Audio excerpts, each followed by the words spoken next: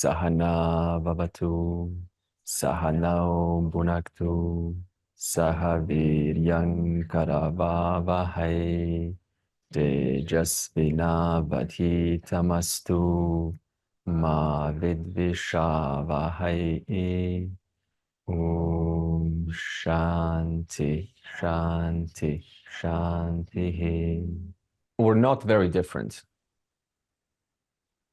On the surface, there seems to be differences.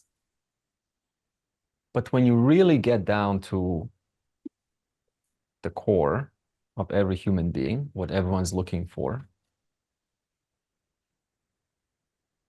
the culture is different. What we expect is different, but it's really all the same. Across cultures, across time, everything that we ever do, we have to ask, why am I doing that? There has to be a reason. And it cannot be to hurt yourself. It cannot be to experience smallness or pain. It cannot be that. It has to be something other than that. It has to be, perhaps, let me ask you, why do you do things? Why do you live? Do you live one more day? Do you wake up every day looking forward to suffer? Oh, today I'm going to suffer one more day. Let's go. How can I suffer today? Is this why we wake up? No. So in that sense, we're not very different. Everyone wakes up to look forward to a good day. But this day is guided by a certain smallness, a certain sense of insignificance in the world. Like, I'm insignificant. I'm not that big. I'm not that bright. I'm not that tall. I'm not that beautiful. I'm not that rich. I'm not that happy. I'm not that content. Somebody else is more content than me. So comparison starts to come. We can relate to this. Everyone has this. Yeah. And it's not pleasant to have this comparison. And you find 20 years later, the comparison is still there. Just comparing to a different object now. As a child, I was comparing myself to boys who had more girlfriends. Now I compare myself to the neighbors who got bigger, shinier roofs. Did you ever notice, by the way, here in Australia, people clean their roofs? Why do they do that? They go on the roof, just blow dry the do it, the whole leaves. Like, who looks on your roof? Yeah. I have this, I see this often here, the neighbors, and these loud leaf blowers, everyone can hear that. And I'm thinking yesterday, it was one of them. Who looks at your roof? Like, are you bothered by a dirty roof on the house? It's the last thing that people look at. And yet there's a splinter. There's some kind of I can't stand a dirty roof. So small things like this that are so insignificant, they add up. That's just one example. Just times that by 1,000. But we don't think about this, so we succumb to small things that are really insignificant, and we just let them bother us. So what Vedanta says, what's given by our great rishis, is that if you look at your life or anyone's life, as bright as it or happy as it seems on the outside, everyone's got those pet peeves, small things, which is okay. They're probably never going to leave. We're not talking about getting rid of pet peeves. We're just analyzing, why do I have them? Who's being bothered here? Is my arm being bothered by the dirty roof? Is my memory being bothered by a dirty roof? What's being bothered? That's the question. What in me is being bothered by the dirty roof? Can you find something? Like if you're bothered by something, just have an inquiry now. Something's bothering you. Someone's not treating you well. Someone is being impolite at work, at home, whatever it is. There's everyone who is bothered by something. This is a fact. Bothered by seemingly better schools that I might be missing out on. But the question is, who's bothered? Like, who is this? What's bothered here? Let's analyze this. Now, different models will tell you a different answer. For example, psychology, a great model, will tell you, you see, you have unconscious drivers in you, and you don't see that. For example, you go to a party or a place like this, and you don't know why there's so much discomfort. Right? It's just you just know there's discomfort, but you don't know why is there discomfort. But there is discomfort, suppose.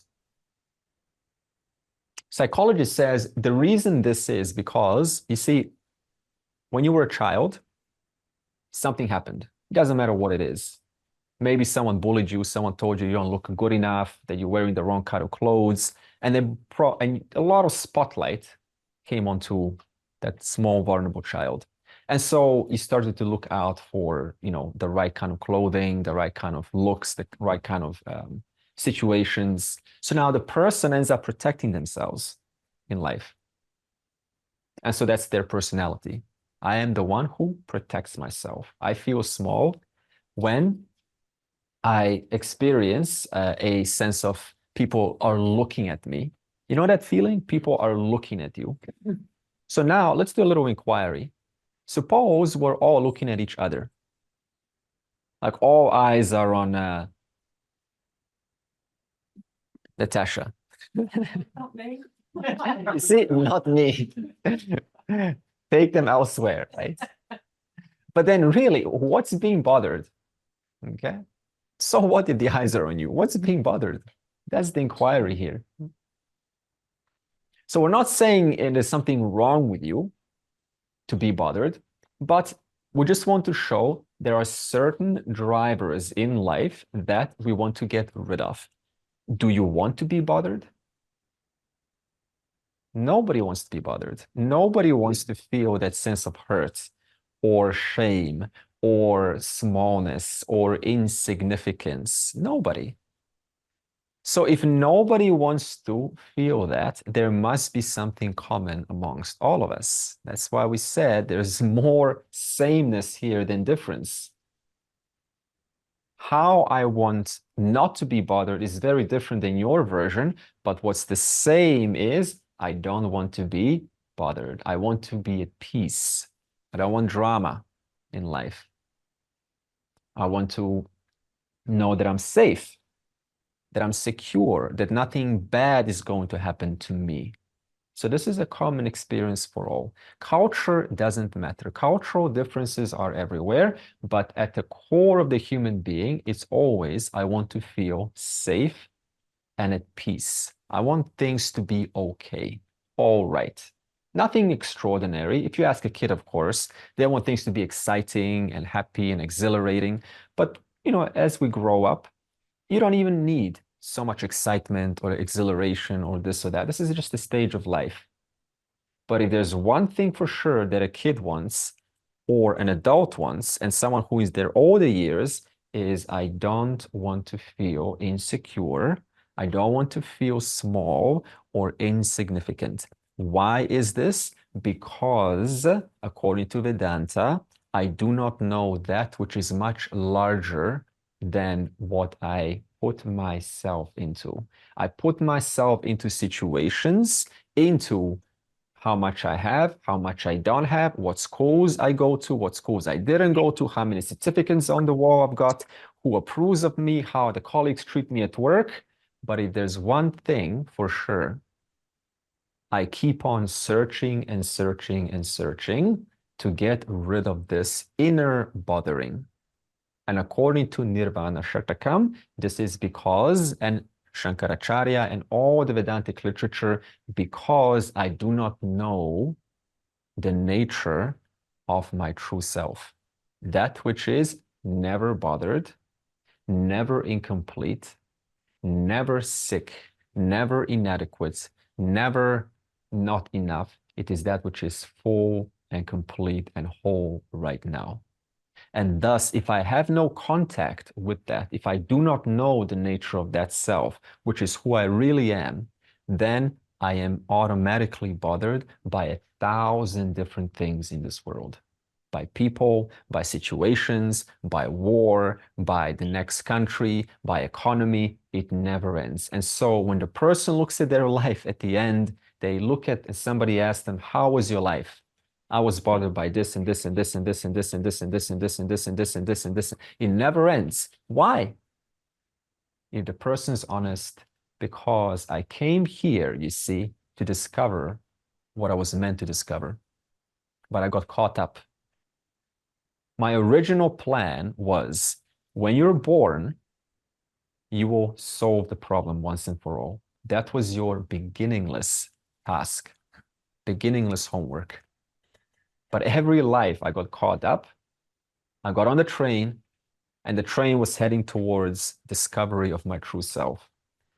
And the train stopped, had to refuel. And when it stopped, people got out. And I noticed every time people got out, some people didn't come back. Until one life I realized I am one of them. I also got off the train and I didn't come back. And then the guru comes one day by some luck, by you can call it Ishwara's anugraha, grace, and holds your hand and says, you're now chained to this knowledge. And once you get changed to the knowledge, he or she doesn't let you go. Because the teacher recognizes the vastness of this vision. And there's nothing vaster than knowing that which is whole, complete, and can never be tainted, can never be damaged. And so I want you to now, except just listening to me, think about what does it mean in real life that you have something larger to lean on? Amidst these day-to-day challenges that we all have, what would it mean for you to have something much larger to lean on, knowing that that which I'm leaning on is never incomplete, never small, never hurt, cannot be hurt, cannot die? What would that mean for you? You don't have, it's a rhetorical question. You don't have to answer it. Just want you to think about it. How could that potentially change the way that you deal with unexpected, unpredictable challenges that head our way? Knowing that let those challenges come, but there is something larger here that I recognize. People say to you, how do you manage yourself so well? How come that you don't need so much and you're so content with what you have? And you try to explain to them and they say, oh, okay, so I need more this, I need more that. No, you don't need more of this. What you need is less. You need less notions that tell you that you need more. So it changes the value that you have for those things. Yeah, it changes the value. You need to reassess the value that you put onto objects. Your value attribution onto the world has been such that the world is a reward. Everything's a trophy. Clothing is a trophy.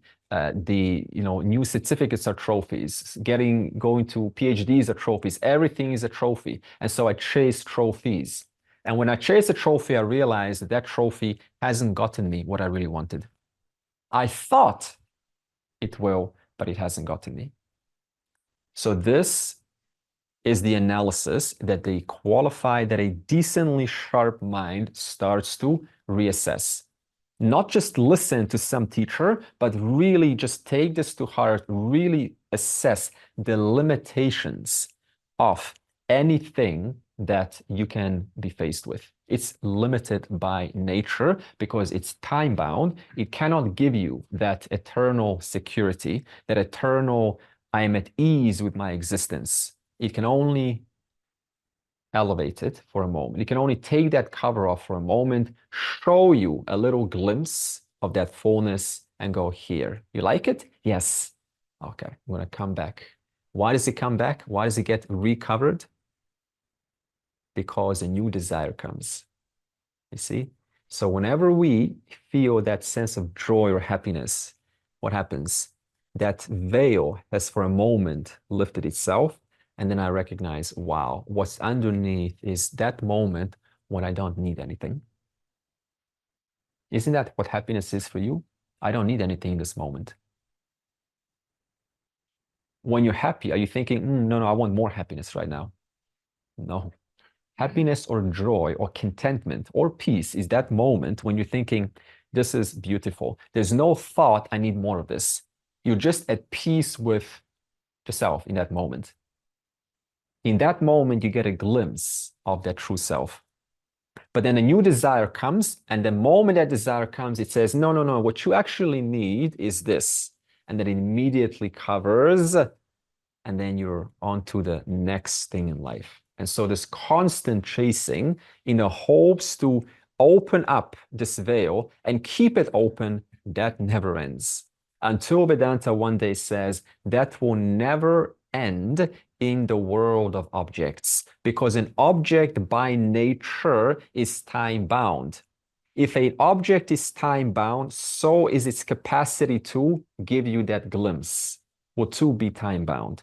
That's why no nirvikalpa samadhi ever lasts in one's life. They can enter it in meditation. They go into a beautiful state of no concerns. They come back, life continues as usual. Again, now I want one more unveiling. So again, the chase starts. Vedanta says, we're not here chasing states. We're not here trying to keep on unveiling who you are. You're recognizing that you are already that. Like I used an example with the sugarcane on the webinar. And the sugarcane is told, the sugarcane, who's a disciple, goes to the guru sugarcane and says, sugarcane, yesterday, hey, guru sugarcane, yesterday I was sweet. It was amazing. I loved it. I suppose sweet here is equated to being at peace with who you are. Yesterday I was sweet. It was amazing. How do I get that again? And the guru sugarcane says, I know what you're saying. It was definitely wonderful to have that moment. But you see, what you're trying to do, Mr. or Mrs. Sugarcane, is you're trying to experience who you already are right now. What do you mean by that? You're saying, yesterday I was sweet. Are you sweet today? Suppose we're all sugarcanes. Are you sweet today? You see? But now one of the sugarcanes says, yeah, I know intellectually I'm sweet, but I don't experience sweetness. I want to experience sweetness like yesterday. And the guru stops you and says, wait, are you sweet in this moment despite tasting bitter? Yes, I am, because my nature is sweetness. So then the guru says, what you're attempting to do, I get it. I see right through your attempts, is you're trying to turn your nature into some time-bound event, something that comes forward and I go, wow. And then you want to preserve that. You want to extend that into this state of permanent sweetness. Guru says, stop, don't do that. Because you see, sugarcane, you have a mind. And a mind is meant to respond to challenges in the world. And a mind that's changing, by the very nature of it changing, cannot retain sweetness for more than a few minutes. It's supposed to experience a sense of concern or a little bit of worry or some rest or whatever it is. It's supposed to do that. Your job is to understand that you are sweet all the time. But then why can I not do that? complains the sugarcane, because you keep on putting your nature into the bark, the mind, your thoughts. So what we have to do is we have to dissect them. It's one thing to say this to you, but then you object and you say, but why is that not true for me? The reason is because you keep on mixing it up. It's all just muddled up. And so verse 2 is going to now break apart what is my true nature and what is it that I keep on mistaking myself with. And this is called neti. Now, before we do that,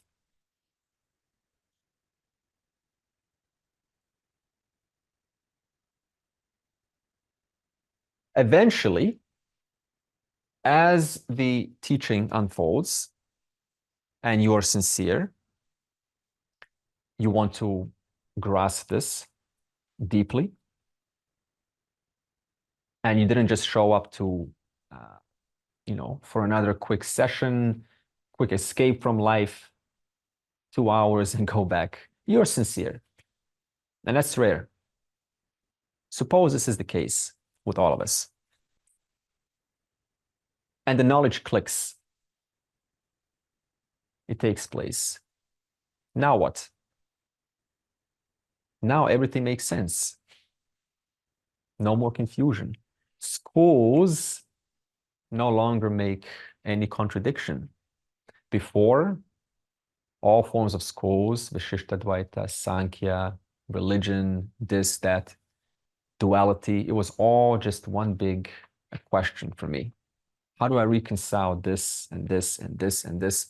All forms of reconciliation attempts. Now you have reconciled all things. Things make sense to you because you've understood your nature, who you are right now, as that which is the truth of all things. Suppose this takes place.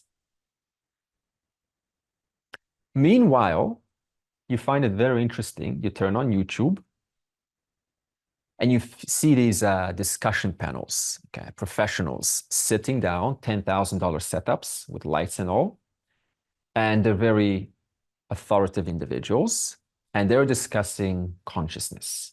Let's talk about consciousness. Serious talk. 1,000 people show up. They're all looking there. Oh, okay, what do you have to say about consciousness? Oh, wow. And you're just scratching your head going, this is really strange for me.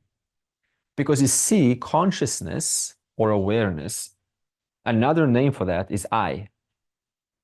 Your name is awareness or consciousness. But everyone's there going, oh, tell me about this thing. This other thing over there. Okay, so let's investigate consciousness. Does it exist? Will we ever discover it? How do we discover it? And to you, this is just so strange because you have understood the knowledge through a means of how it's taught properly. You observe people getting these amazing certificates, university degrees in the 6 schools of philosophy, and they can expound it. They will put anyone here to shame. 20 years later, still the search, no transformation. Just lots of knowledge here in the head, able to compare things, able to give you verses left and right, Sanskrit verses. It's no issue. But has one's life transformed? No. Has the seeking stopped? No. And then you realize, wow, now I know how this journey works. It was never meant to be this big show. It's always a private guru-shishya tradition.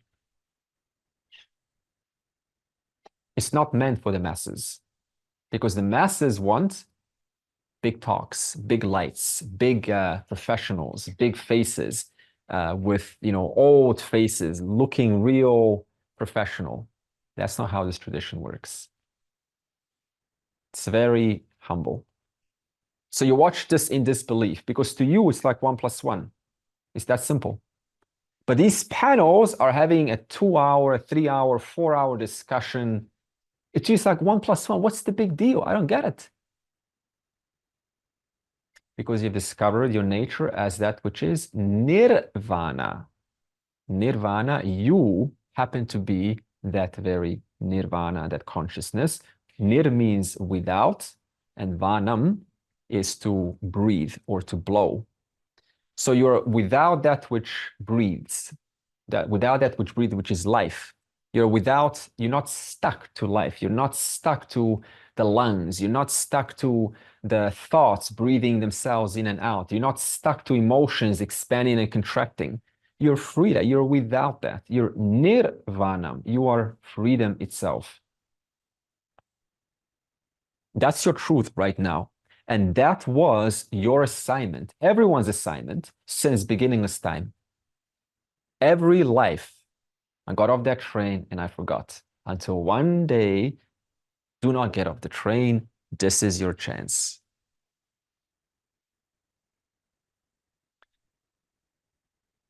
So now let's go into a revision of last week. And we said that the one who wants to know the truth, right, to have clarity, let's call it clarity. You want clarity. Everyone wants clarity. What is the issue? What is making me not have clarity? Why do I keep on being fascinated with all the great saints as if I don't have what they have? That's the question. Because by definition, you are already that right now. But then if I'm that, why do I keep getting fascinated? Because everyone's got a saint, don't they, that they admire? Everyone. And then what is that which you admire about that saint? What is that you admire about them? What do you admire about your saint?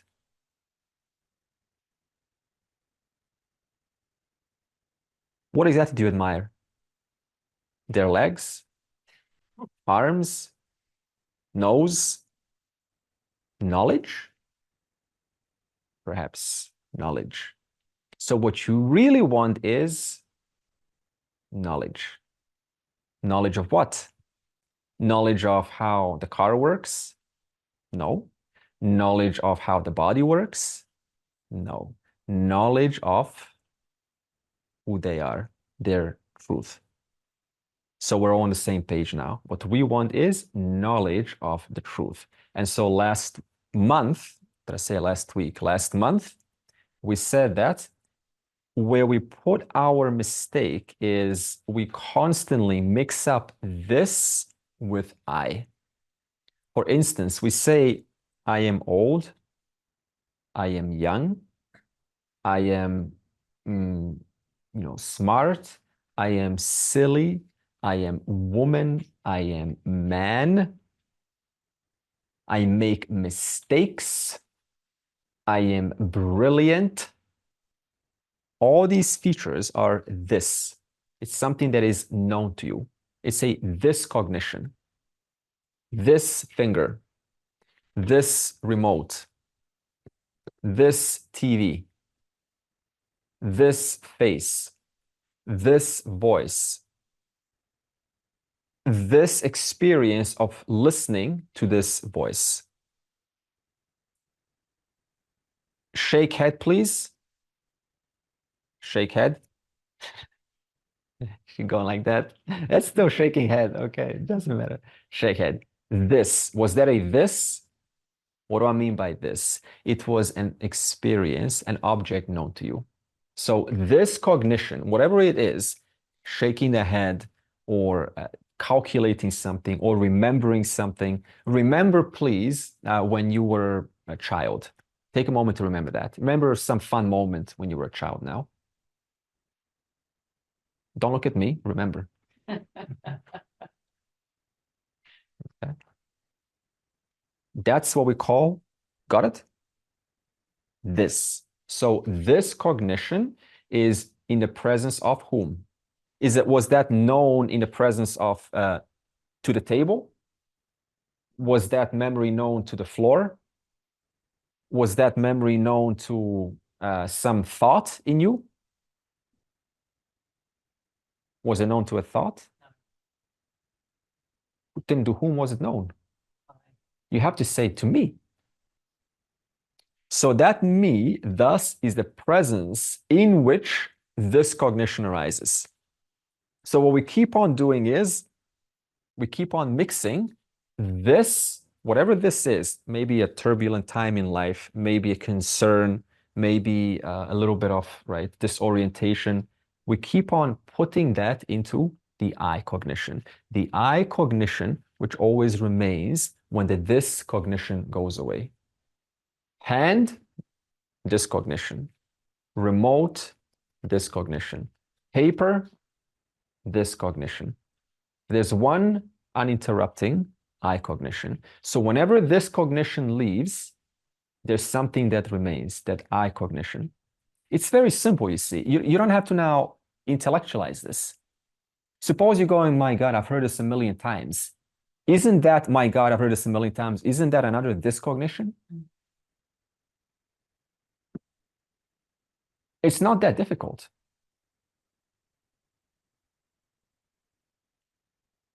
So what we have to do is look at what is it that I put my this cognition and where do I put this identity mistake in the this cognitions? And they're so subtle that they completely evade us.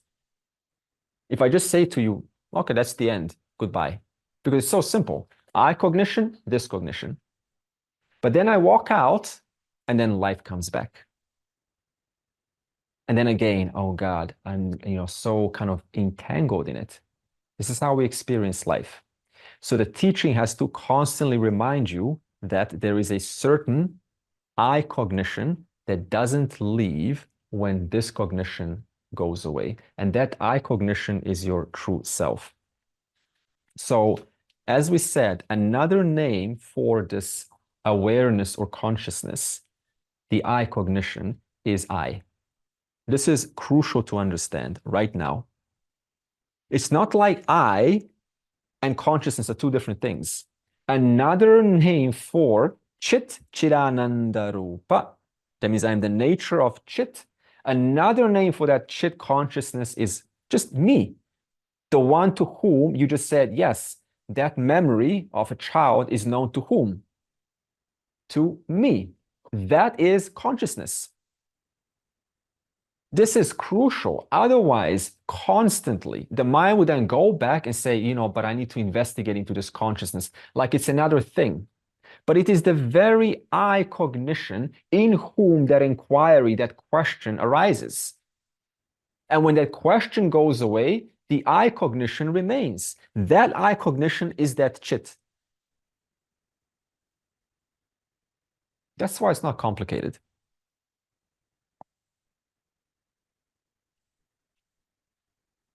Now, another way to present this is we have to understand this chit into several standpoints.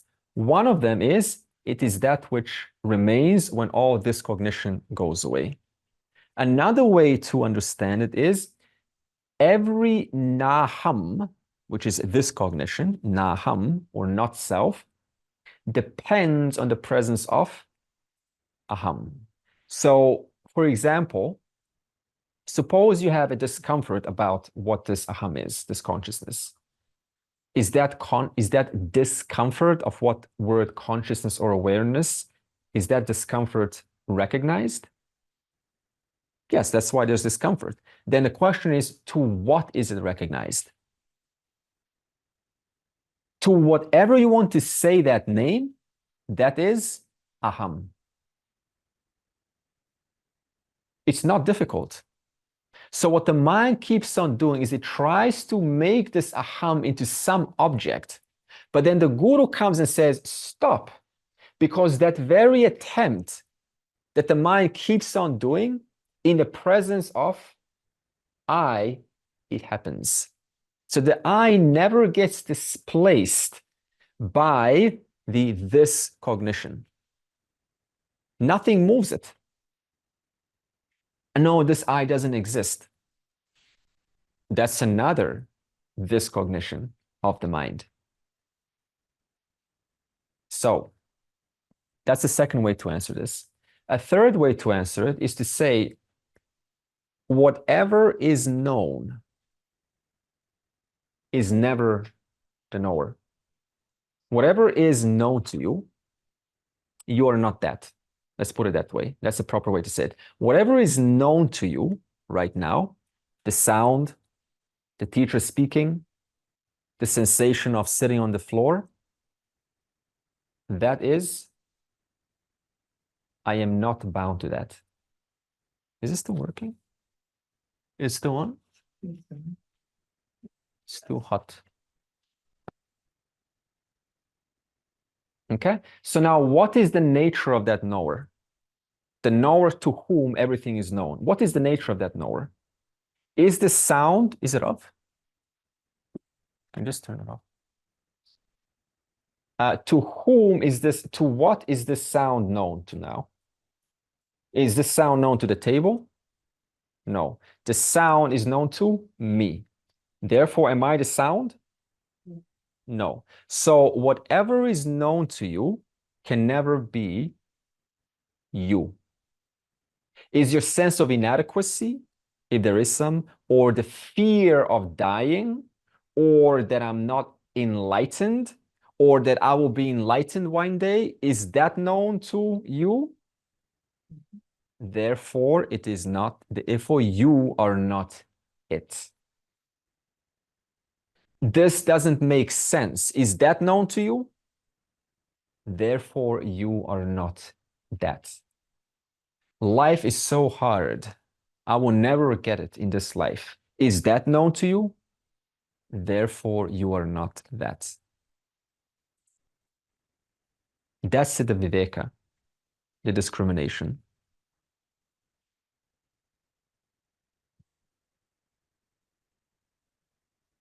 So naham is known to aham. Aham doesn't depend on naham, because when naham goes away, does aham go away too? No, aham remains. So aham always remains, naham goes away. That aham never ever goes away.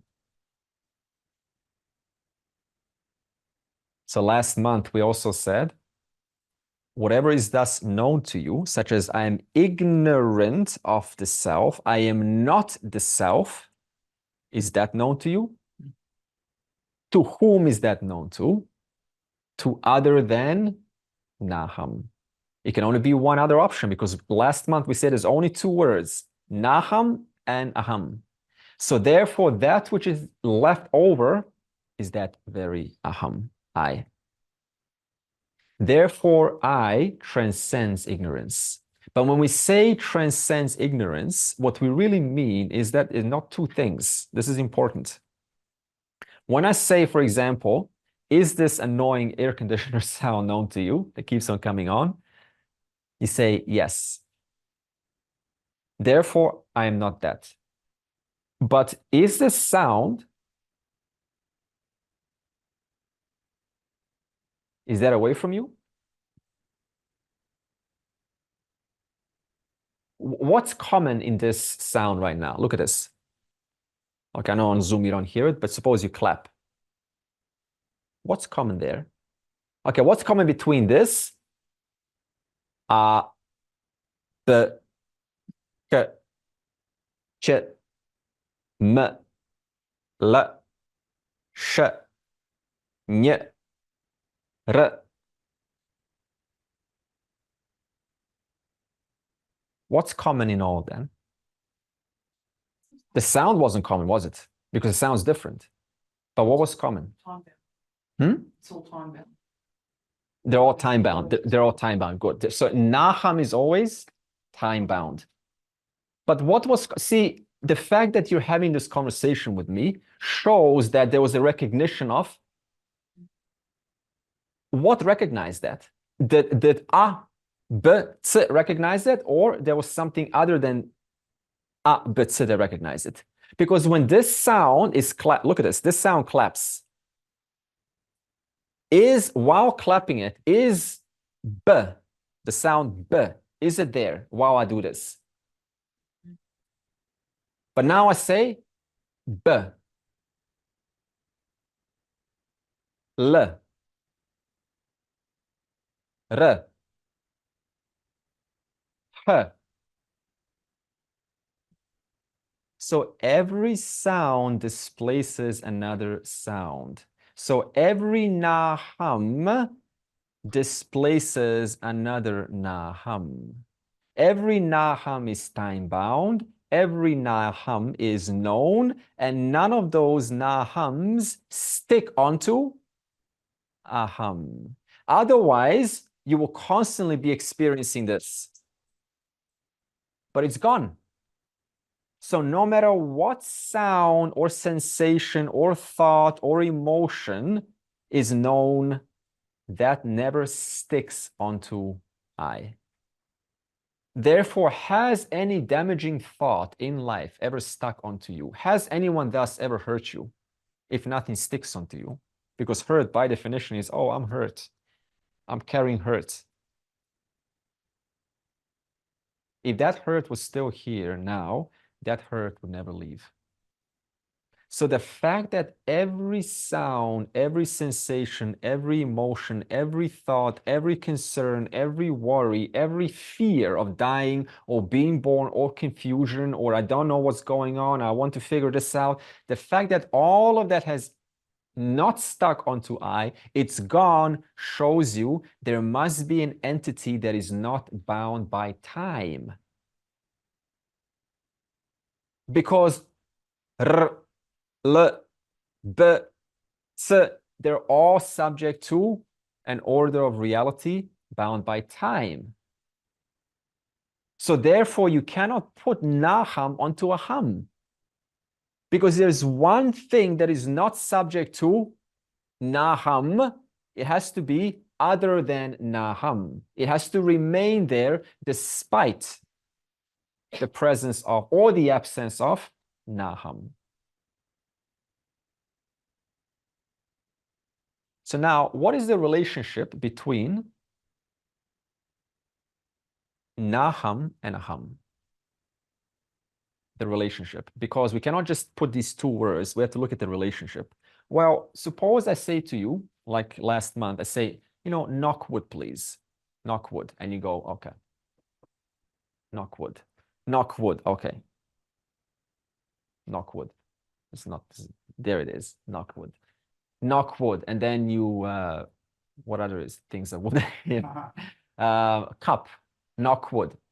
Plate, knock wood. Suppose wooden fork, you have this some places. You knock on the fork, knock wood on the spoon. In that moment, why are you knocking on plate, fork, spoon, cup, table, chair? Why are you knocking on that? I said knock wood. And you say to me, Andre, stop philosophizing. You just said knock wood. There. Simple. What are you doing in that moment? You're transcending the table. Cognitively transcending the table. You understand I am knocking wood doesn't the table doesn't contradict the wood when I knock the table. Knocking the chair doesn't contradict the wood when I knock on the chair because they're nothing but the wood. They're just wood with a certain shape and a certain name to distinguish it from another form of wood, which is called a chair. So in that moment, you have transcended the reality called chair, the reality called, or naham called table, naham called chair, naham called cup. And you have knocked on the reality, suppose here is called aham. So now when I say, hey, knock on reality, please. Now you can knock on your head. Knock on reality. Okay. Anything. Knock on anything. Knock on reality, please. What am I doing in that moment? I am transcending the form onto which a name is attached, and I'm knocking on one reality because everything is essentially atoms. So I'm just really knocking on atoms. No, don't knock on whatever, a book. Knock on atoms. I am knocking on atoms. Just cognitively, I recognize when I knock on reality, suppose reality is atoms at this point, I am knocking on atoms. Atoms taking the shape of a book. Atoms taking the shape of a wood. Therefore, knock on reality, please. Okay. Every time, whatever I knock, I'm knocking on reality. Can you go wrong? Knock on reality, please. Can you go wrong? Suppose reality is atoms. We'll stop there. Can you go wrong if you knock on reality? No. So what's going on in your mind when you knock on reality? What's going on in that moment? Are you philosophizing? How, no, this is a table, this is a book, it's not atoms. No, this is a wall. It's not. Are you doing that? You're not doing that. You're just understanding instantly wherever I knock, whatever I touch, whatever I see, whatever I smell or hear, it's just reality.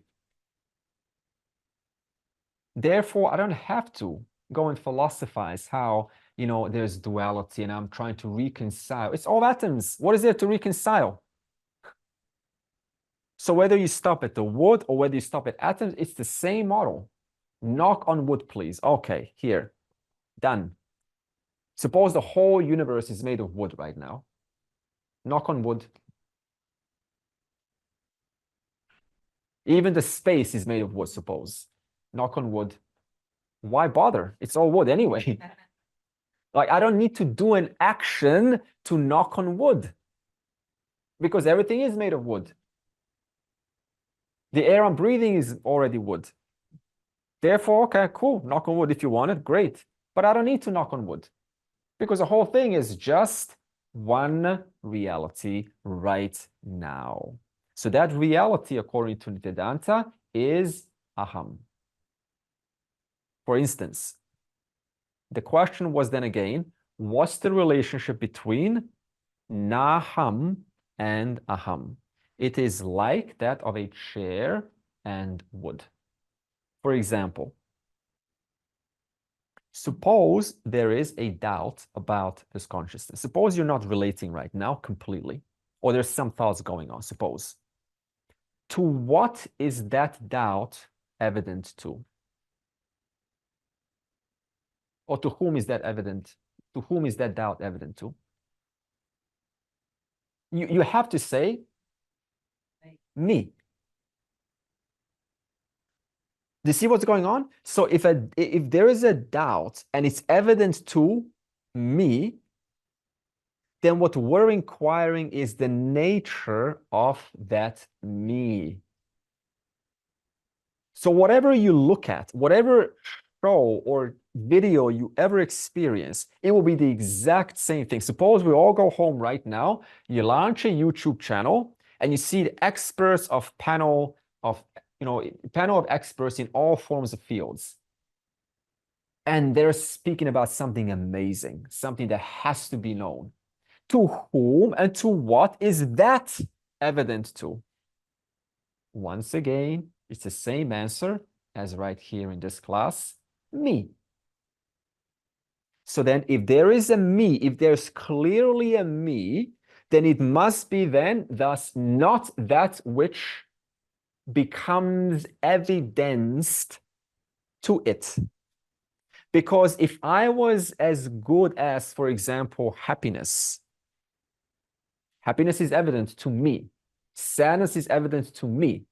If I was as good as happiness, then could I ever experience opposite, grief? Because I will be constantly stuck with happiness. If I was stuck with happiness, if my nature was truly happiness, could then sadness ever become evident to me? If that me, the nature of, was happiness? No, because me would be stuck with happiness, and whatever becomes evident to that me is already busy being happiness. So everything just evades it. But the fact that both happiness and sadness and grief become evident to me shows you that That me must be thus free of all three. Therefore, you cannot say that this word Chit Ananda Rupa Shivoham Shivoham, that this word Ananda is thus, as the people love to say, bliss. Because if that was truly bliss, if your nature was bliss, then everyone will be blissed out all the time. So then the question is, then why do they use the word bliss? Well, number one, it's not very responsible to use the word bliss, but there's a much deeper reason to use bliss.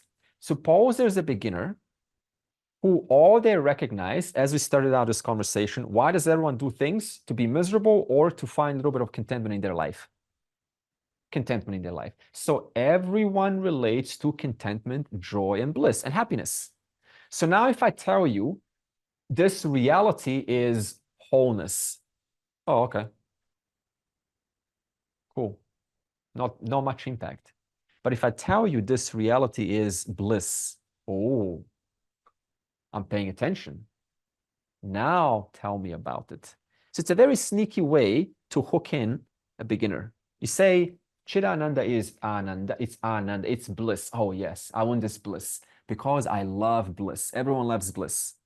Then as the connection develops further and further, then the teacher recognizes, now it's time to let go of that provisional teaching, which is Ananda being bliss. It actually means limitlessness. Nothing limits you. Nothing is stuck onto you. That means you're not stuck to happiness or grief or curiosity or enlightenment or non-enlightenment, which is why Adi Shankara is going to say soon enough, I am neither moksha.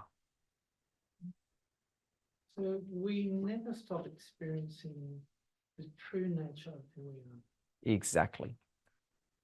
And now the mind says, no, but I'm not experiencing the true nature of who I am. Therefore, let me be like a sugar cane and try to experience that happiness.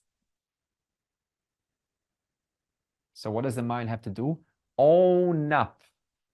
The I cognition, which never leaves, is your true nature. Yes, the mind will keep on as though dumping its inadequacies onto this I. And what we have to keep on doing is reminding yourself initially that this I doesn't get displaced by a miserable mind, by a happy mind, by a worried mind, by a concerned mind. Initially, it requires some reminder, repetitive reminder, until the mind is able to just own up completely and say, I don't need to do anything to be that sugarcane because my name is sweetness. Even if I don't experience that sweetness today, am I sweet? Yes. Always. Always sweet. Always. So now can you see that distinction between a beginner mind and a more mature mind? A beginner mind is like that sugarcane at the start. I want to experience sweetness. As they start to listen and recognize the sugarcane is not meant to experience the sweetness as long as it's carrying a body and a mind, because you have to transact with the world. Rather, my nature, irrespective of whether the sugarcane is going through pain or non-sweetness, it is always sweet. Now, when you translate this to you, that I cognition never gets displaced in the presence of whom all these this cognitions come and go. That is called the mind owning up to its true nature. It owns up to that which is always true, consciousness. So doubt consciousness. I don't believe that I am that. I don't believe that this consciousness is true. So therefore, doubt consciousness. Is the doubt away from consciousness? So going back to the question, what is the relationship between naham and aham? It is like table and the wood, the wood and the table. Therefore, doubt, consciousness. So doubt depends on consciousness. The chair depends on, or the table depends on the wood. Now, suppose you find yourself in a clean room, all white. like no edges. Kind of an interesting room, and you can't see the edges of a wall. It's just infinitely white everywhere. And you don't even see your body. And a tree appears in front of you. What now? Tree, consciousness. Remove the tree. What remains? I cognition remains. In the presence of whom? Another object pops up. Person, I know, consciousness. Or where am I? Consciousness. The thought, where am I?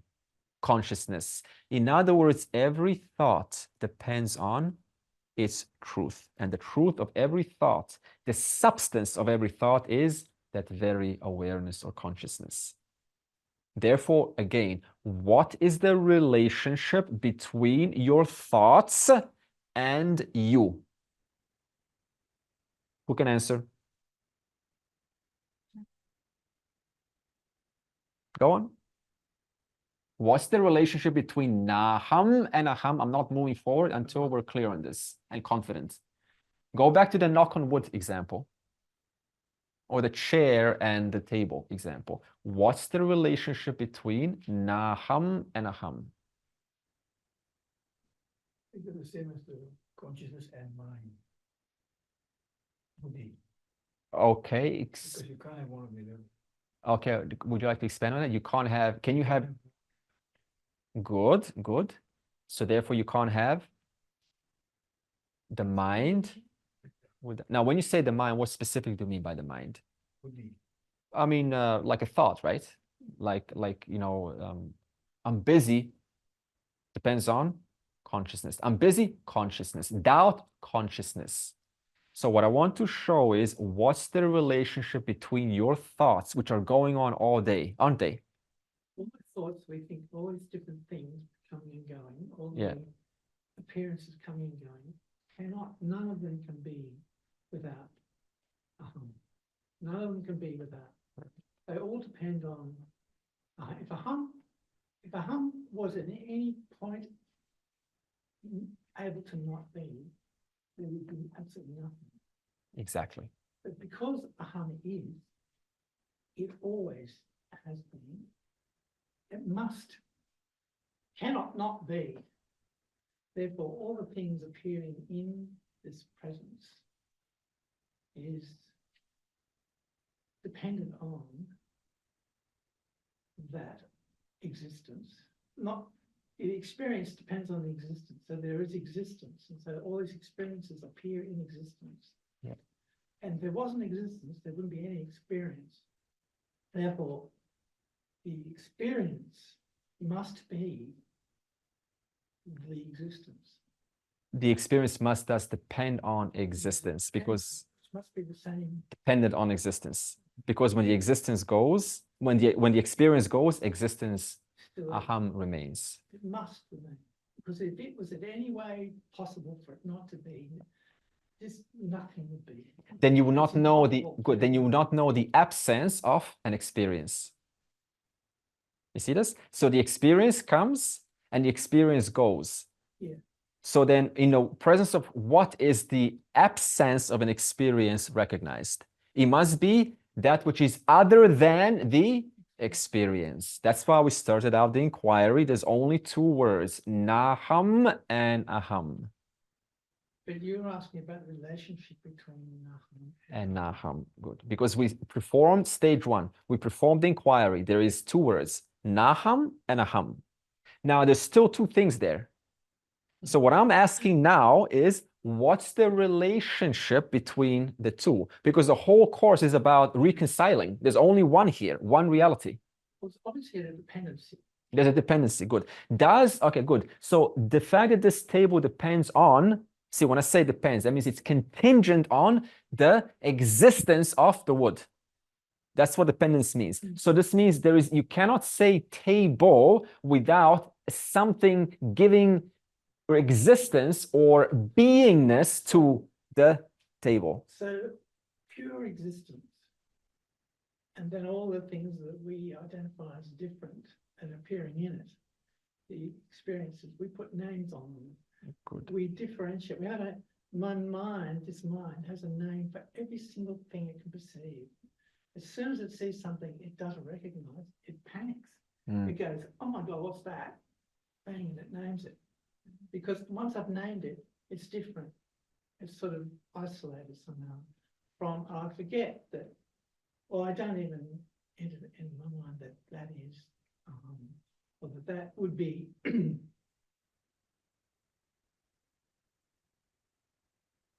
yeah, so there's all these things are named and they're somehow put to sleep. Yeah, they're all going to sleep, but there's one being that doesn't sleep, and that is aham. That is the inquiry. So again, good. So again, what is the relationship between naham and aham? It's two words. There are two words, but we have to close the relationship between them. Again, look at this question. Okay, is sound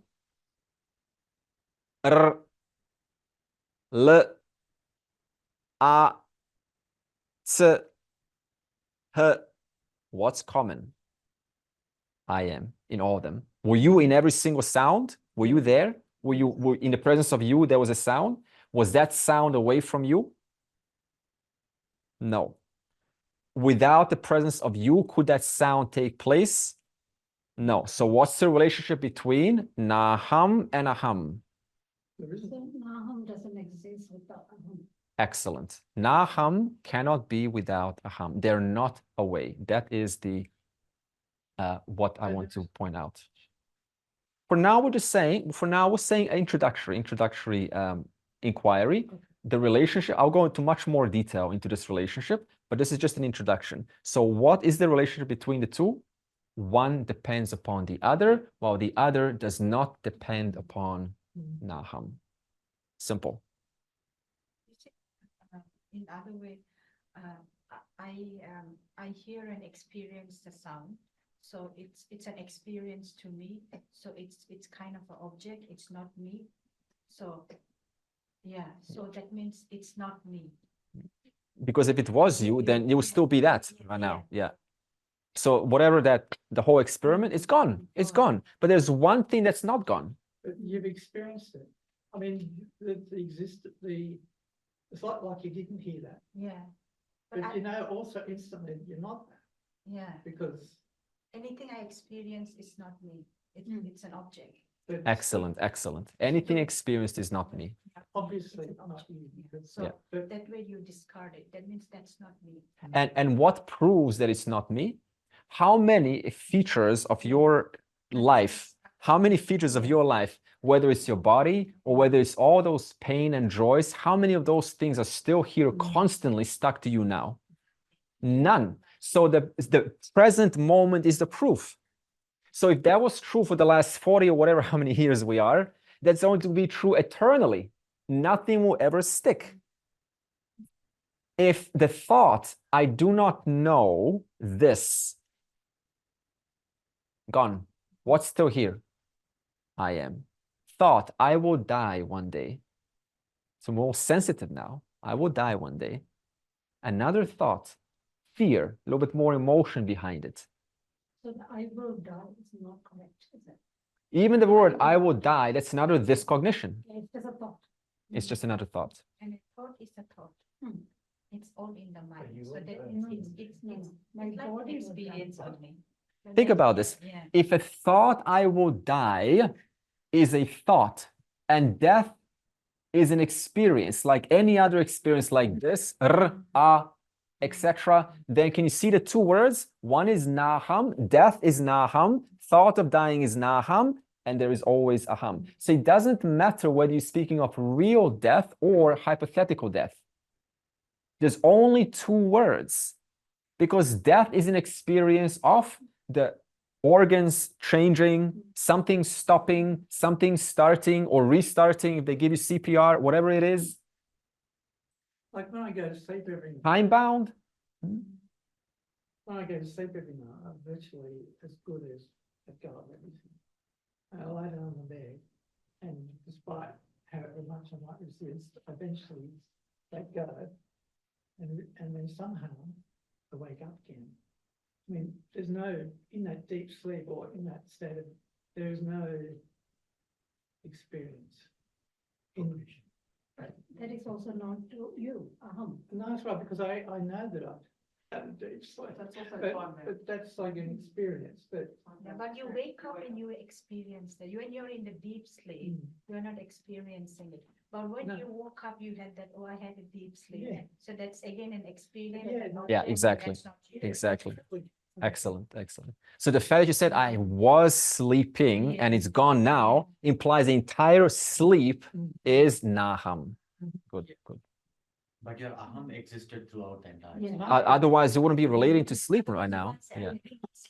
And you have the same aham when you wake up as you were before. Exactly, because the whole waking state is just being a bunch of nahams, and then the bunch of nahams put together, you call it waking state. Another bunch of nahams put together, you call it dream state. And then one absence, a naham without any objects moving in them, another state called sleep.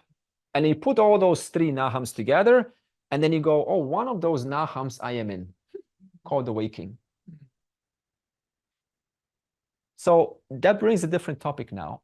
What's the difference then? So if we answer the first question, which I will revisit in a future months, which was the question, what's the relationship between naham and aham? So this will become more clear.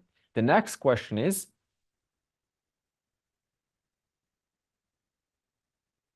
what's the difference between aham and ahamkara? What is the ahamkara? Because verse 1 said, mano buddhyankara, I am not the ahamkara. The ahamkara in English, we use common ego, but a better term for it is the I thought. The thought of I. It's a thought. It's a very long-lasting thought in the waking state. So what's the difference? Look at this. What is the ahamkara? Let's start like this. What is this I thought, this I sense, this sense of I? Because this is where 99% of people go wrong. They confuse the aham and the ahamkara. Ahamkara could be like the story of me. I love that. Story of me. The story that right now I am sitting in here, feeling comfortable, hopefully. Okay, so the I is suppose eyes, please feel comfortable now, and zoom too. So I is feeling comfortable, okay? I is feeling comfortable. Sitting down, no problems. The aircon is, I don't know if it's on or off anymore, but the I is sitting comfortable. So the I is relaxed. It's a relaxed I. Now, right, when we go home, already the I is now back into its usual mode. And now the I is crossing with other drivers on the road, some friction. Now you got no longer a relaxed I, you've got a rageful, hating I, right? So the I has changed. And then you go home and you maybe feel a little bit of gratitude. And now it's a grateful I. So the I, ahamkara, that I changes. It is the hearer, the seer of this. The seer of this experience will be very different than the seer when it's out there. When it's out there in a maybe a loud environment, that seer will be very different. That hearer will be very different than this hearer, this seer, this ahamkara. The feeler of contentment and maybe some reassurance, hopefully, right now. The I that feels reassured. Maybe things are a little bit clearer now. That's the I who's being reassured.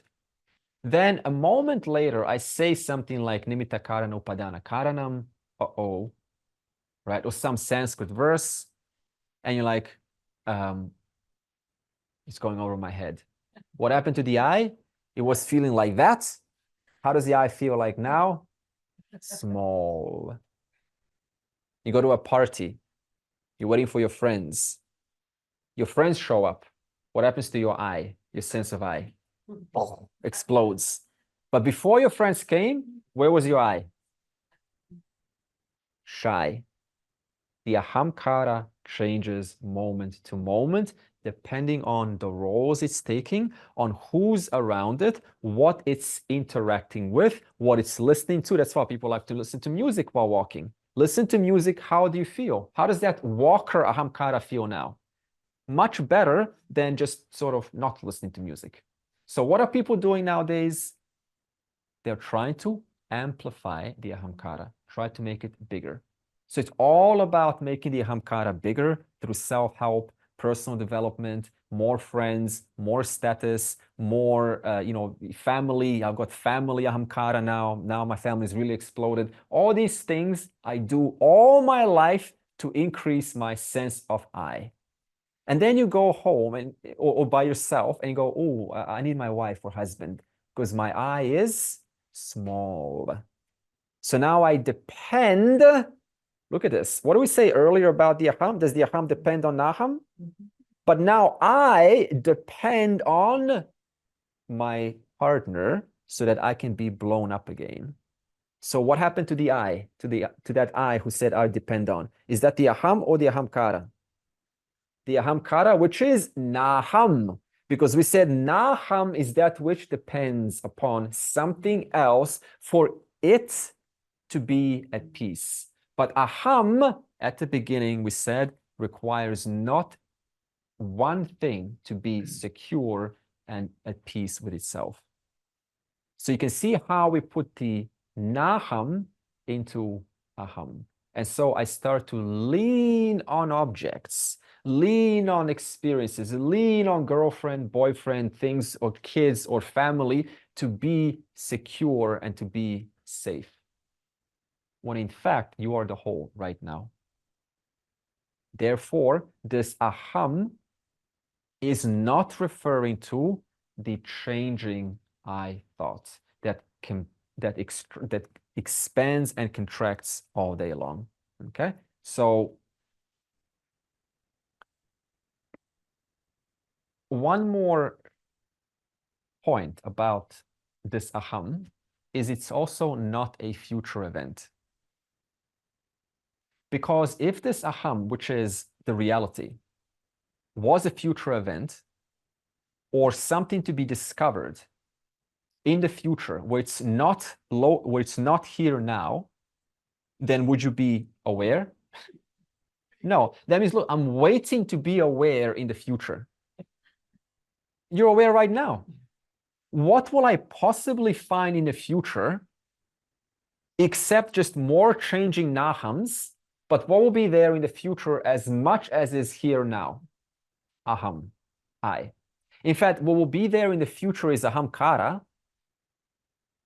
who's just disappointed, finally coming to see that no amount of future chasing is ever going to make that ahamkara full.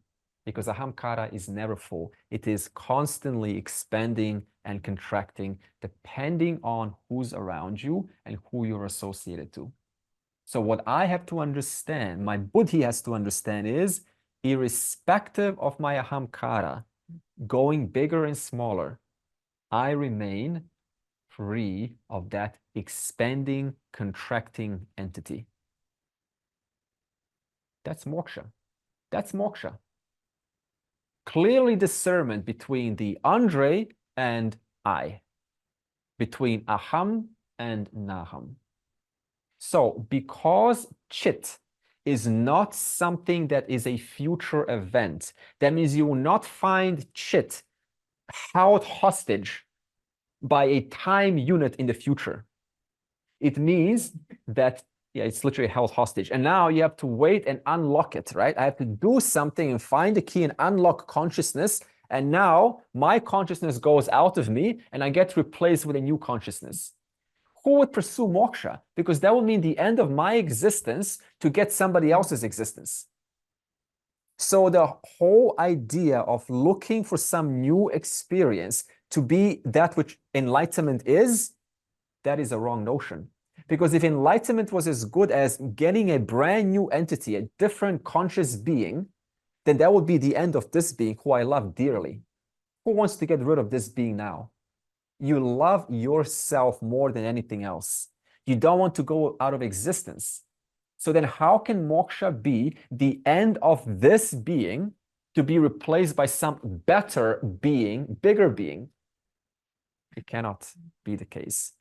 And therefore, because chit is not held hostage to the future, It is therefore ananda. Ananda means limitless. It is not limited to a time unit. You will not find yourself tomorrow. You are here now. That awareness is here and now. I will not find that consciousness, that Buddha consciousness, Ramana Maharshi consciousness, etc. consciousness, Krishna consciousness, Jesus consciousness. You will not find it in Nirvikalpa Samadhi because it is limitless. It is not bound to a future event or a certain place in meditation. It's only meditation. That's limited. It is Ananda. If it's Ananda, it must be thus without being held hostage to any space, any location, or any time. Not limited. It's not limited. It's only going to come, by the way, when I go to a cave in India. Only there it's found. Wrong.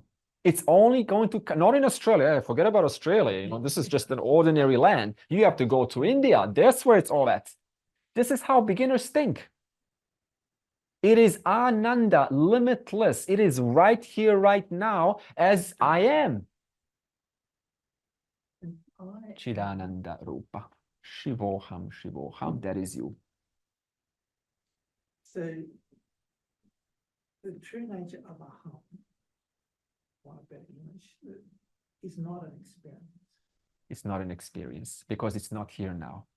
but it always.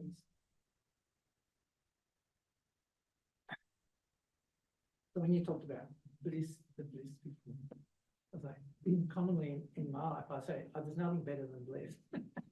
Yeah. But if bliss can go, then I've got a problem.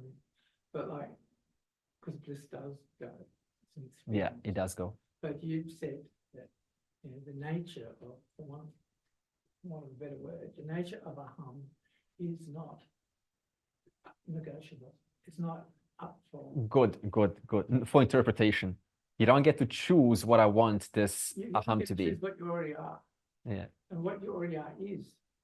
I don't have to do it or make it, Yeah. or I don't have to construct it or earn it or get entitled to it, or Yeah. it's already.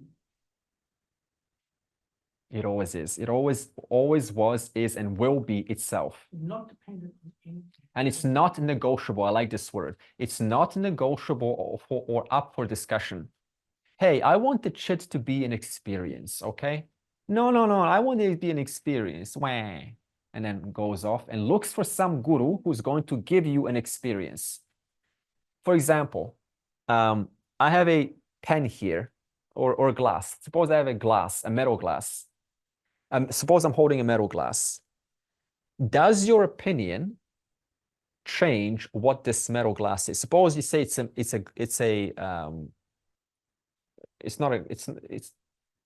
a golden glass. It's a golden glass. Is it a golden glass? I'm holding a metal glass, by the way. No. It's not even glass. It's a cup, right? Glass is glass. So does your opinion of this have any bearing on this metal? That means you have no choice but to understand this as it is. I can say this is made out of wood. No, it's not. It's made out of metal. I can say it's made out of gold. No, it's not. Your opinion, what you want this to be, has no bearing on the actual object. So when he says it's non-negotiable, awareness is non-negotiable. Awareness is that onto which nothing sticks onto. It is no experience that you can attribute onto. It is that in the presence of whom an experience arises. That is non-negotiable.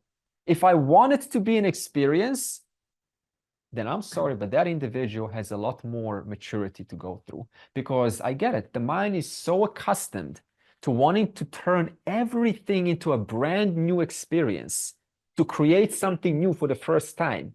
That's how the world gets taught. If you want it, go and do something and you'll achieve it.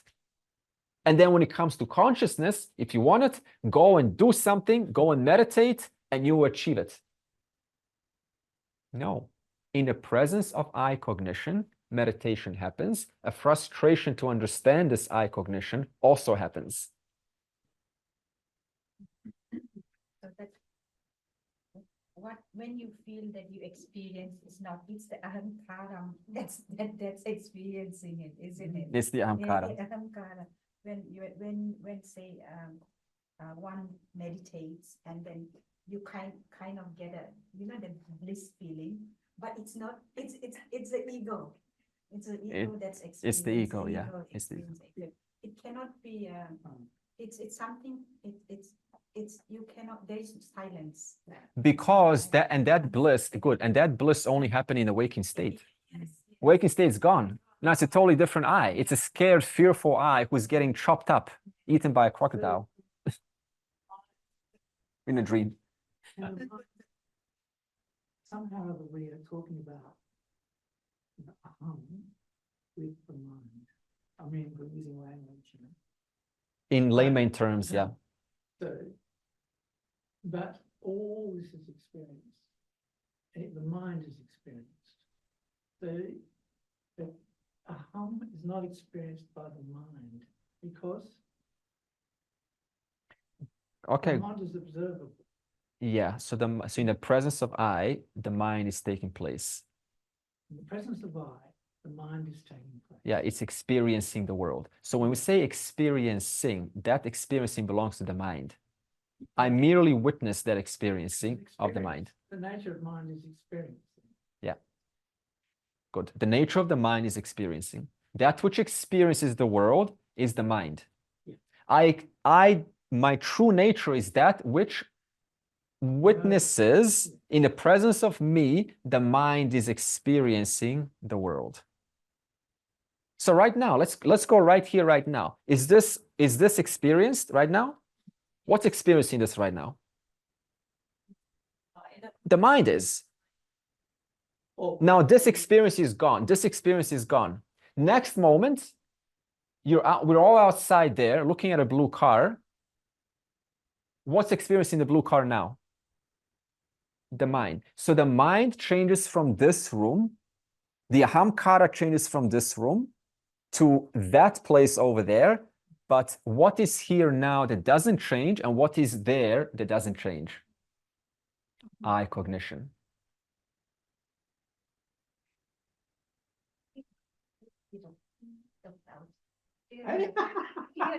It's okay. It's okay. A lot more. Otherwise, you're gonna If I go could and spot it. yeah. No, I'm okay. Yeah. Also take the ownership, ahamkara, taking the ownership of the naham. Naham takes the ownership.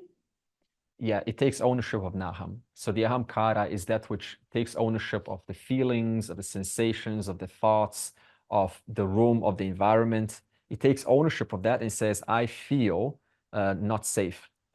And then, right, that becomes as good as I now. So if I don't have knowledge of that aham, then I'm as good as that ahamkara. So there's no shock absorber. And so it's a constant struggle to keep this ahamkara safe, because the ahamkara doesn't want to feel threatened. And this becomes a big problem in the world.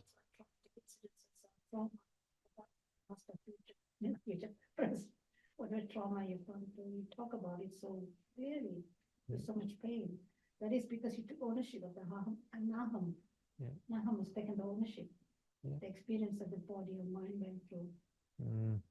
Yeah, naham becomes also, the ahamkara becomes lonely. It's a huge problem in the older age. I am lonely. I've got no one to talk to.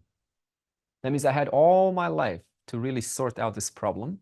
And now when it's almost too late, because, loneliness is not an easy thing to cope with, I'm now lonely.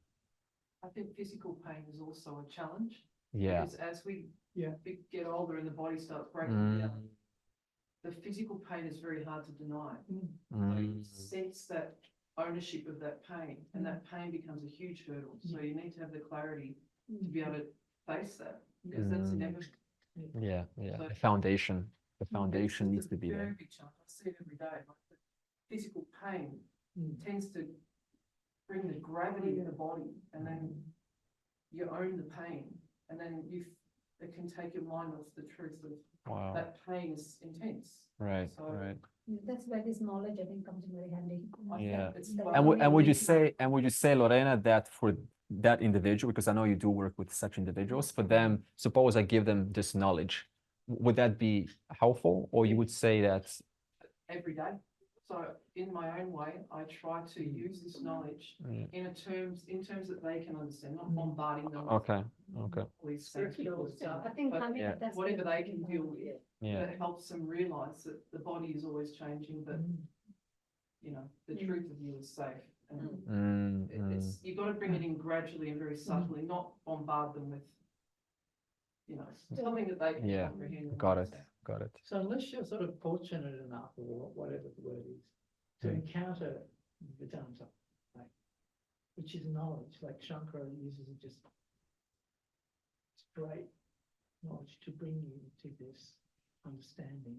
Mm. That's, you know, if they didn't have that, if I didn't have that knowledge, or I had come across that knowledge, I would just be bumping on. Mm, mm. You know. And the Ahankara is going, this is happening to me, it's all happening to me. Now I'm this, and now I'm this, and I wish I wasn't. And Yeah, da, da, da, and it just goes on and on. But there's something, like it's suffering in the world, and there's suffering. It's like, it's just something not right.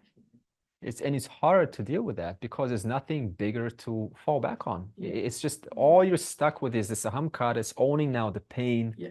the loneliness, the loss of loved ones. Shrinks in. Right, your children are away. Shrinks in. Yeah, it's like really, it's see, we're talking like, and if you don't have the foundation by then, it becomes super hard to deal with this. I know one student, by the way, he had dementia, Alzheimer's for many years, and we saw him clearly, you know, degenerating. But he all his life he had the spiritual connection, a connection to the knowledge, and he was still kind, he was still patient, he was still very loving and giving. He did not exude those typical, right, grumpiness or anger or dismissal. He was still, because he was resting on a foundation. And so this shows you a very nice example how the knowledge, how having that knowledge that yes, the ahamkara is shrinking and it's getting old and it's owning all the age and the, you know, the disease and the back pain. It's owning all of that. But at your buddhi recognizes it's okay. This is a character. This is a person going through this journey.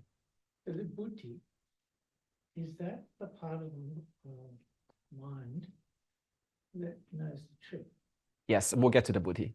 Yeah, that's where the buddhi is, where the truth has to go in, because the buddhi has ignorance of its nature, and thus the knowledge has to go to that buddhi. It's amazing that there is such a thing. Yeah, so think of the buddhi like, see, what's the buddhi is? Naham, isn't it? What's the relationship between naham and aham? So the buddhi has to recognize that it's depending on something else for its existence. When it does that, that's called moksha. Until then, what did he think it was depending upon? Itself. But it was as good as a table, changing all the time. And so it was constantly trying to add one more leg that's called certificate A, another leg, certificate B, another leg, you know, go over there and have some social skills. It was just adding more stuff, but it was the wood all along, which is the truth of the entire universe. So now when it recognizes that it can be okay with itself because it's nothing but the wood taking a temporary form called your name or your personality. So when the buddhi recognizes its truth, what that really means is it owns up, it gets to recognize its content, its substance, its material cause. The material cause is the wood. What's the material cause of every single thought of yours? Consciousness. Yeah, wood. Suppose it's wood. But consciousness. That's why every thought, who is in that thought? I am. So that thought is using me, consciousness, for that thought to exist. Every thought is borrowing aham for that thought to take the shape of that thought. And where is the mistake committed? When you look at the shape of the thought and you ignore the substance of the thought. When I look at the shape of the table, oh, it's missing a leg. Oh no. Now my whole life goes into adding one more leg. Where did I forget my truth? In the substance of the table, which is the wood. What is in every thought of yours? It is always that common awareness. That is the substance of every thought. That means you have never left. That is the truth of the universe. So you can't say a sentence without it. You can't say it. That very awareness is the very thing that makes up everything here. That makes up this body, this body, this body, every thought, that makes up the entire universe. It's all arising in my consciousness, isn't it? Provisionally, we'll say it is arising in consciousness. Then later on, I'll let go of that statement and it will say there's only self here. Because you cannot say that the table is arising in the wood. Yes, I got it. Right. The table is above the wood. Yeah. There's no place throughout this table where the wood is not. There's no place throughout your thought where you are not. There's no place in a emotion which is unpleasant where you, awareness, are not. That awareness is the truth of the universe. That is what the wise person leans on. That I have never left. I'm still here as that very awareness, which is eternal, which never ends. In fact, Krishna in Bhagavad Gita, chapter 2.12, says, that which is born goes. But there was never a time when you, aham, did not exist. And there will never be a time when you, aham, will go out of existence. So now, what is he referring to when he says that which is born is in time? What is he referring to? The body. The body, the little child that every person here was, the adult, the grandmother, grandfather that all we will be one day. So what he's saying is that, will you ever go from 100% you to 99.9% you? Because 99.9999% is very different. It's born, and it's very different than 100%. You see, it's no connection. 100% you is very different than 99.9999% you. So the 99.9 is born. Once upon a time, I was 100%, and now the 99.9% is born for the first time. So then, will you ever be less you than you are right now? Think about what this means. There will never be a time in the future when you experience yourself different than you're experiencing yourself, your truth right now. This is the essence of maturity, letting go of the idea that I will be some bigger being, some 105% bigger being in the future. Whatever is true now, awareness remains awareness no matter what. What might change is an experience, but what would still be in that experience? The same awareness that is in the presence of whom lighting up this very moment. Would it be correct to say that is a benevolent thing? Like, the fact that that is a sense to have a benevolent, like a loving sort of, I guess it's an experience, but the contemplation of that, the appreciation of that, or just like that verse, never was there a time when I was not. Just to even really truly meditate on that, or to. Yes, yes. The experience is sort of incredibly benevolent. I feel that. I feel so. What he's saying is that it's just amazing. This is just such a beautiful thought. There was never a time when I was not, and there will never be a time when I will not be. Because the false in the ego, the Shankara, which I think habitually has what I am, not suffering in my life, the most dread fear that has is that it's going to die. You know, the deepest fear that the Ahamkara has, or my paper mache existence, is that one day it's going to disappear. That's terrifying. It's terrifying. But to know in truth that what you are, which is not dependent on anything at all, is infinitely existing, is the best thing you could ever. That's exactly what we're saying. It's Is it such a relief to know that. It's just the greatest like foundation, the greatest shock absorber, the greatest thing that is. Like I am forever. I am eternal. This is just a temporary suit I'm wearing for a small, short moment of time. All I have to do while wearing the suit is just figure out my truth. The table just has to figure out its truth as the wood. That's it. You have done it. That's all that was ever required. Right. Does the I am statement only relate in the human form? Yes. So we need the I am, whatever it is, as long as we're in this body. Yeah. So that does create problems. Yeah. But we clarify that we just put the I am, ahamkara, in the naham category, and we recognize the I cognition is the aham that never leaves. Then you can still participate in this world and be okay with this naham, ahamkara. And by the way, the ahamkara will never leave. That's like saying the table will get destroyed. They're not two things. The ahamkara is not away from its truth, the table. There's no question of destroying any ego here, just putting things in the right place. That's it. Non-duality means everything is already here. I just have to see it for what it is. Seeing what is. That's what Nirvana Shatakam is. No question of eliminating anything or anyone dying. What's going to die here? What the wood? The one leg falls off. The wood is still true. You add another leg. The wood is still true. You add 50 more legs. The wood is still true.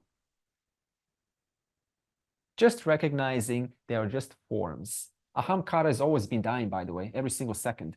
We just said, right now, the ahamkara feels awesome. Huh? On the road, it feels terrible. The ahamkara has died. So where's the fear of ahamkara dying? It's been happening all the time. And if you were as good as the ahamkara, everyone would be afraid to sleep. Because in sleep, there is no life whatsoever. There is no sense of me or my little problems. All that's gone. If you were as good as that character who goes away, we will be terrified of sleeping. But you gladly want to go to sleep because you know I love totally eliminating that ahamkara which I am free of. So your very sleep confirms that you are free of your ahamkara. And you do it every single night, gladly.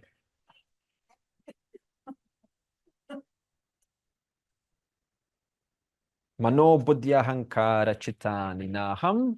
Okay, so I am not the manas, the buddhi. For example, doubt consciousness replaced with epiphany consciousness. We all have epiphanies, right? Epiphany. Gone. There was consciousness in the presence of whom there was a doubt. There was consciousness in the presence of whom there is an epiphany. Next moment, there's consciousness in the presence of whom things are going over this mind. Next moment, there's consciousness in the presence of whom things are clicking for this mind. Consciousness remains consciousness without ever wavering. Now, this ahamkara, one last statement, is also called the karta, the doer. It's another name. It's a synonymous word. It's just looking at this changing entity from a different standpoint to understand it a little bit more. So don't think it's a different thing I'm talking about. It's still the ahamkara. So for example, suppose that there is a desire to watch a YouTube clip. Look at this. Look how we fool ourselves. Okay. So we go home and suddenly a desire pops up and I want to watch something. Then the legs walk over to the computer. The arms go on the mouse or the thumb, right, activates. The eyes are looking. a impression of the light gets registered by the brain. The intellect says, stop, you found it. The intellect chooses to watch that. And then what statement do you make? I am watching this. I've decided to watch this video. You did nothing. What happened was an unconscious desire popped out so quick it totally evaded you. So quickly, it made you watch one video over another video. That desire caused an emotion of desire to go and tell the Buddhi to go and look up on YouTube a certain video that reflects that desire. It activated the arms and the legs. The arms and the legs moved, and the totality of that experience, you say, I have chosen to watch this. I have done the watching. You didn't do anything. So many things took place underneath, totally evaded you. The manas did its job. The legs did their job. The fingers did their job. The eyes did their job. So now when you say I did it, which part of those are you talking about? Which did you activate your desire? No, it just came of its own accord based on all the learnings that I've experienced in the world. It just pops up. If you were as good as a doer, then every single moment you would have control of your thoughts because you would be in the cockpit of your brain telling exactly, I want all the blissed out thoughts in the world. If you were as good as a doer, but nobody has this experience. So they're just the vasanas. It's just an impression, an unconscious impression. The vasanas doing their, they evade you so quickly, and they make the body do and choose and emote, and you do it, and by the time you do it, you don't even catch yourself. You just say, I'm doing this. I'm watching. And then what happens? Now dopamine release from the brain falls, and then you say, I am enjoying. So I am a doer, and now I am an enjoyer. But the whole process is totally impersonal. The body is doing what it does. The mind is doing what it does. The ahamkara is owning the whole thing. You are just in the presence of whom this show, this character, is programmed according to its culture, to its beliefs, to its conditioning, and it's just moving and doing what it does. It's always been doing that. Like on the screen, watching this character just moving about. And you go, oh, popcorn. Interesting. He's making now decisions. He's talking. Okay, cool. Coke. Wow. Now he's going to sleep. Oh, the 3 states. Okay, cool. Now he's dead. Cool. I am who I am and never will be other than who I am. The presence in whom this character called Andre is always doing what he does according to his conditions, to his programming, to his cultural makeup, to his parents. None of that has anything to do with me. Who's now moving? None of it has to do with, look what the hand's doing. None of it has to do with me. Oh, I just learned that not 50 years ago. I learned that 20 years ago from someone, and now I'm just repeating that. Where's the question of me being the doer of this? It's just an unconscious program.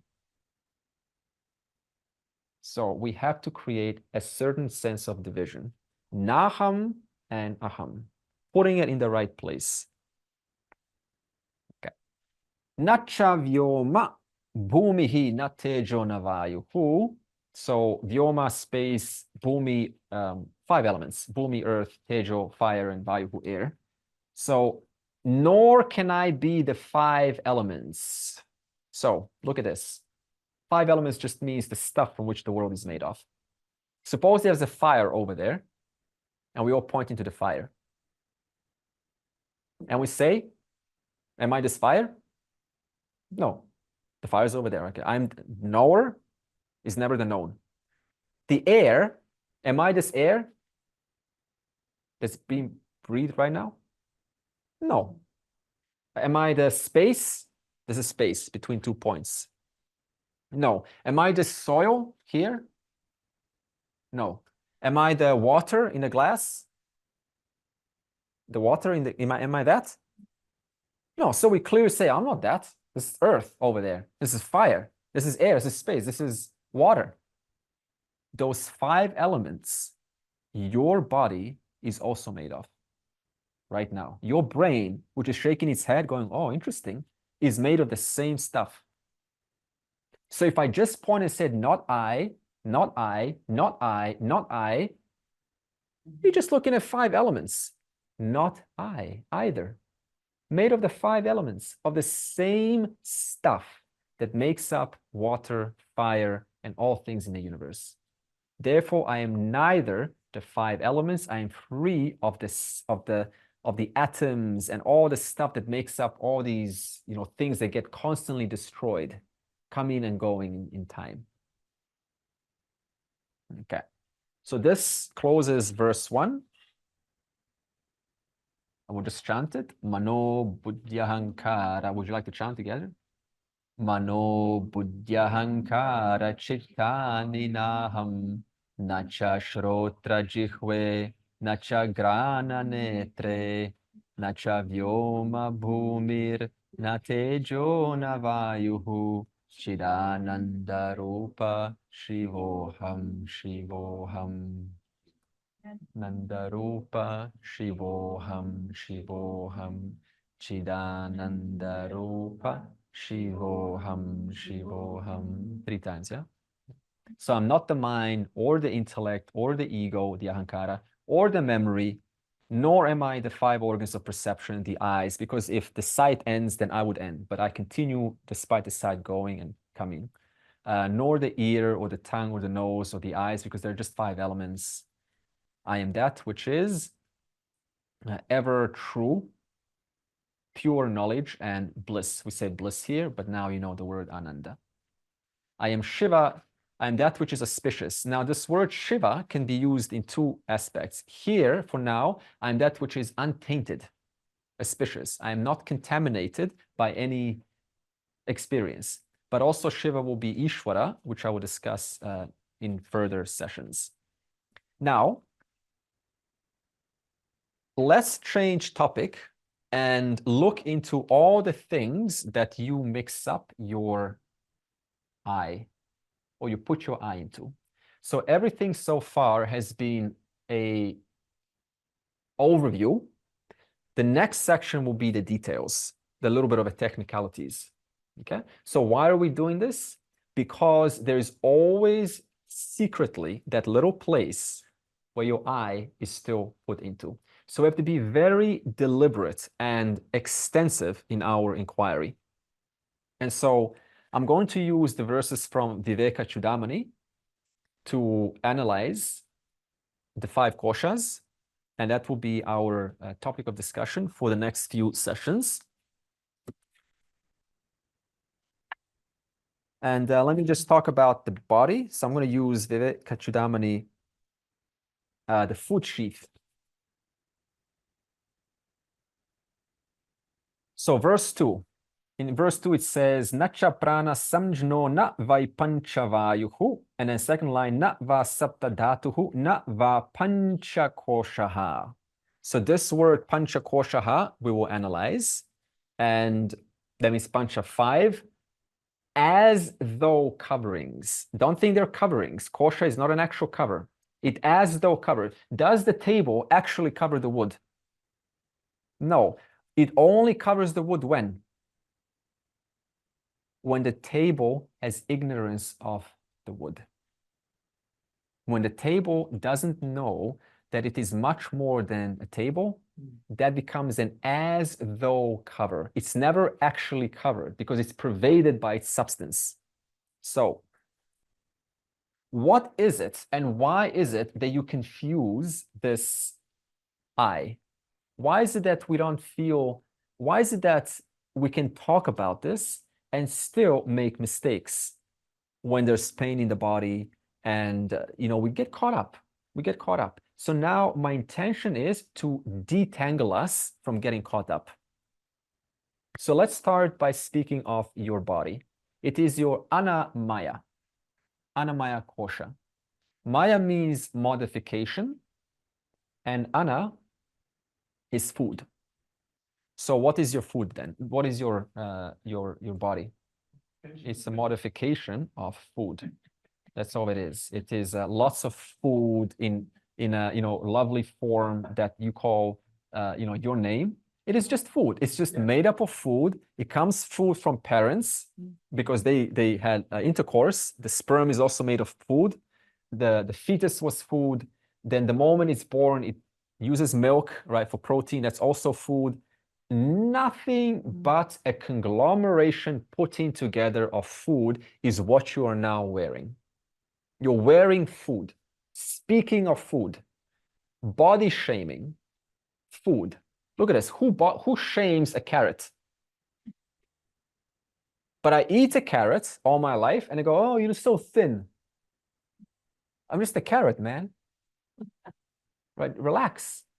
So how much effort goes into this psychological pressure that comes along of taking yourself as a body?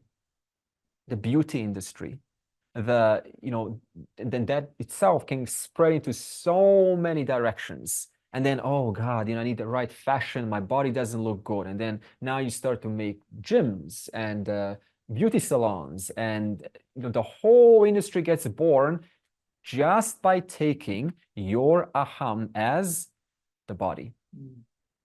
And then you got big muscles, you got to look good, and you have to, look like, $1 million.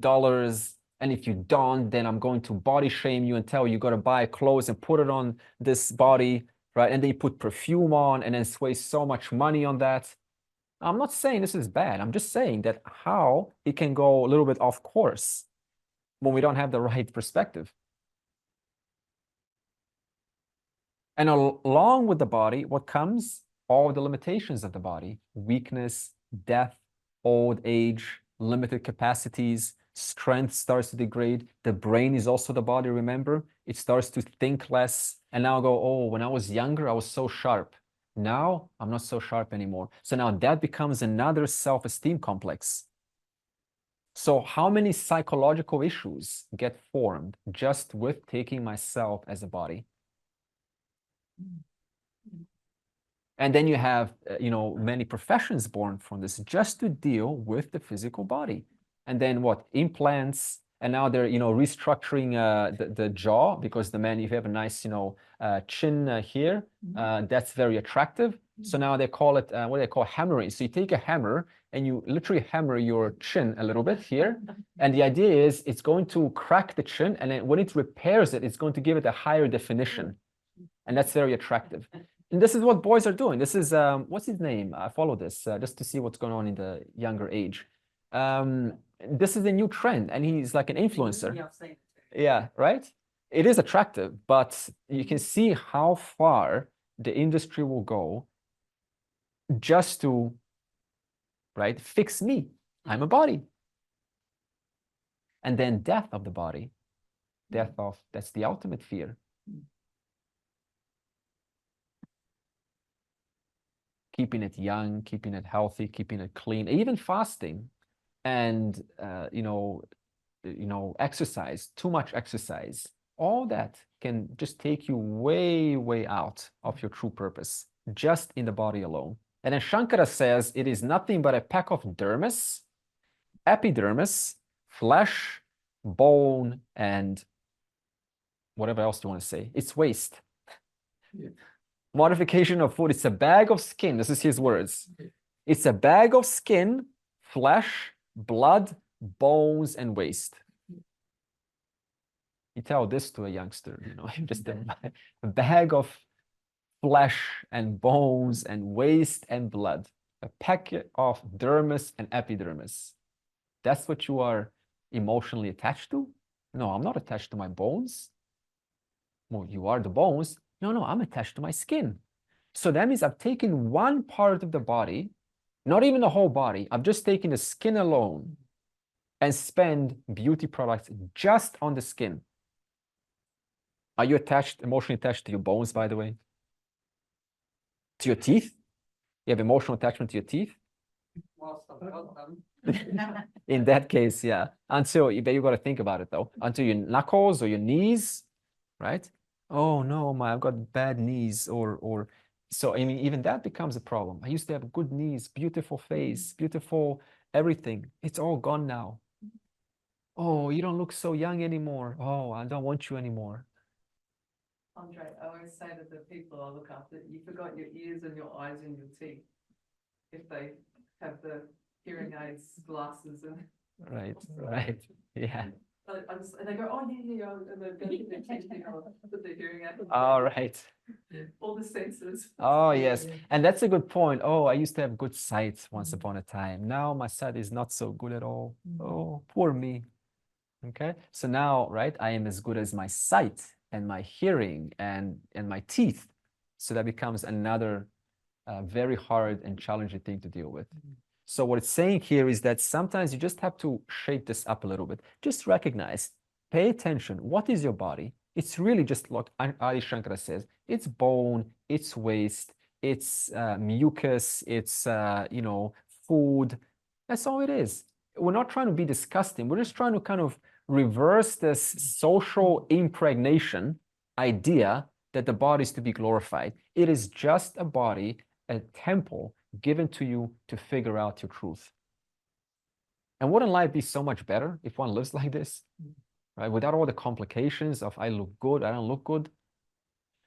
I have to put like 10, pounds of fragrance on me just to be recognized, which actually is quite annoying. Don't you find that you have clear space, there's so much fragrance, and it just overtakes the whole room? Like, why? A lot of problems get with just with the body alone. Weight control, protein powders and all that, too much. Staying healthy, staying fit, all necessary. But when does it go out of control? It goes out of control when I take too much attention onto it. It is just a temple given to you. Use it. You are blessed with an amazing instrument, and you're much more than this instrument.